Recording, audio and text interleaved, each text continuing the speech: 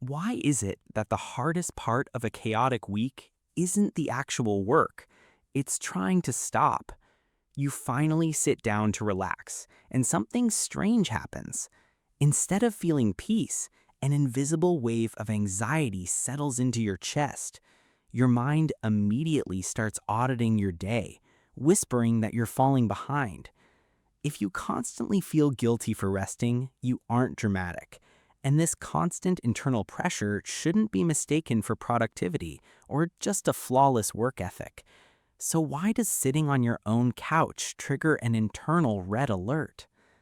To understand the real psychology behind why you can't relax, we have to look at the hidden roots of how you judge your own value. When you look beneath the surface, you find a very specific mechanism that runs the entire show. Psychologists actually call this performance-based self-worth. Your brain tangled up two completely different things. It fused your human value to your daily output. Checking off a task gives you a quick hit of safety. In that short moment, you feel allowed to exist. But the second you stop, that safety feeling expires. The internal alarm immediately triggers all over again. This reflex is not an accident or a mistake. It is an old safety strategy from your childhood. You won't find one single moment that caused this. Instead, your young brain collected daily data for years. For many exhausted adults, performance was everything. It was the only way to feel completely secure. It was how you kept peace in your home. Think about bringing home perfect grades back then. The heavy tension in the house suddenly lifted. Your parents smiled, and everything felt safe. You got a sudden, warm burst of validation. Your young brain quickly clocked that vital data. It built a very simple internal equation. Achievement equals warmth, and warmth equals safety. Therefore, you must never stop achieving things. Or maybe your childhood was just unpredictable. The environment around you felt entirely chaotic. The adults were overwhelmed by their own stress. They were barely keeping things together back then. There was simply no energy left for you. Your own needs got pushed to the back, so you quietly took on a massive job. You scanned the room the second a door opened. You tracked moods just by footsteps on stairs. You learned that being useful meant staying loved. Being the responsible one kept the peace. For you, being needed felt like total safety. Two different childhoods, but the exact same result. They left the same heavy rule in your head. You aren't loved for simply who you are. You are only loved for what you execute. You learned to manage everyone else's moods. You became an expert before growing up. It was never a sign of real maturity. It was just a way to stay safe. Here is the real catch to all this. You are still running that old program today.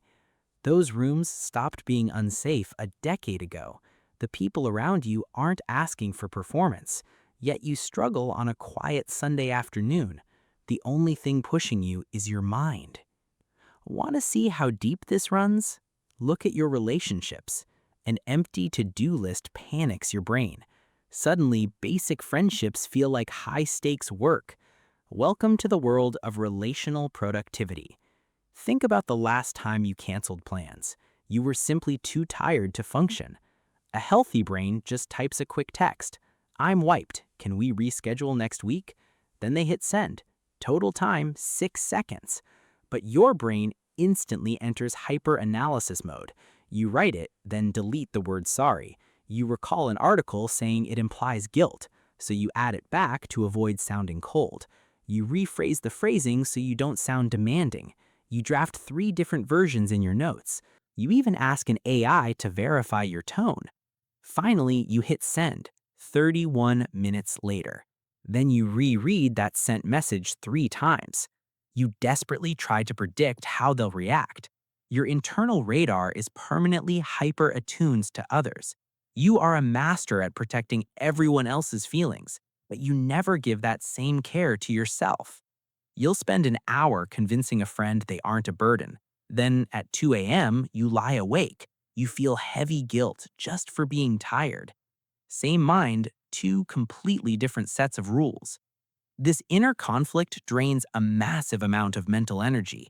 You are constantly policing how you exist around people. That's why relaxing on the couch feels like an internal battle. Forcing yourself to rest creates a big contradiction. Most people think relaxing is just stopping work, but to an alert brain, doing nothing feels risky. Let's look at why this happens behind the scenes. When your internal radar is always on high alert, your brain misinterprets quiet moments as a trap. Think about how an animal acts in nature. It only sits completely still under two conditions. Either it feels completely safe and secure, or it is currently hiding from trouble. When you sit down and try to relax, your brain doesn't see a luxury break. It assumes you are just hiding from trouble. So it immediately starts an internal safety scan. Your mind starts looking for potential problems. It searches for unfinished tasks or future worries. You check your mind to see if you're calm, but that check actually reminds you of the stress. The safety scan itself recreates the uneasy feeling. It's like a security guard checking a quiet building. They turn on every floodlight to look around. That exact action destroys the peace and quiet. Your brain doesn't have a delete key. It only has a massive highlight marker. Forcing the guilt away makes it feel heavier. Trying to stop the feeling takes massive energy. You are trying to ignore an alarm, but alarms don't stop just because you argue. They only quiet down when safety feels real. Your overthinking is not just random chaos. It matches up perfectly with what you value. It shows what you're afraid of losing.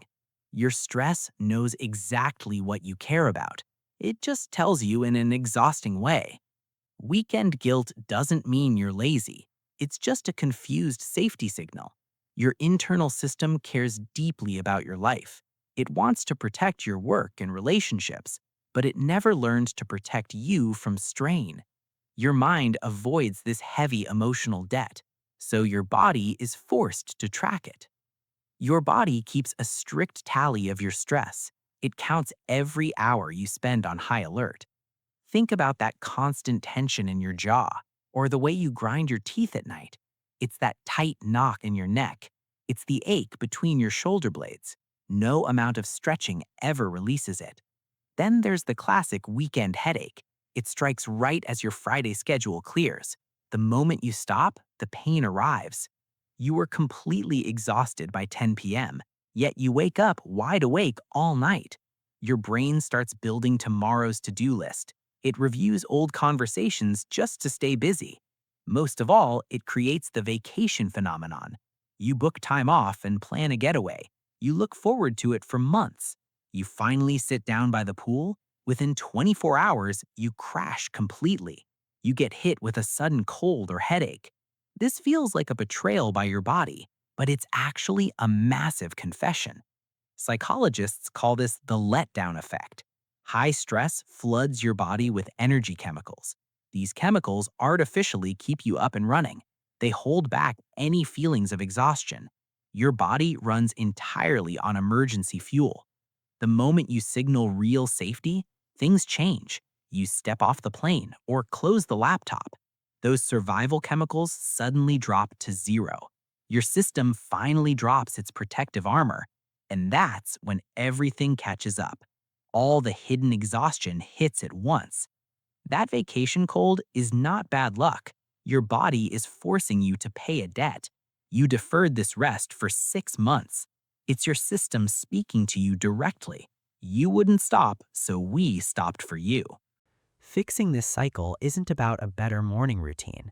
It's not about downloading another productivity app, and it's definitely not about forcing yourself to meditate, especially when your mind is already feeling overwhelmed. Just knowing about it isn't a magic cure. Awareness just means you finally stop running from the noise. To actually change this baseline, you need a new approach. You must change how you respond to that internal alarm. Next time you sit down and feel that creeping guilt, do not try to reason or argue with it. Do not open your laptop or grab a cleaning cloth.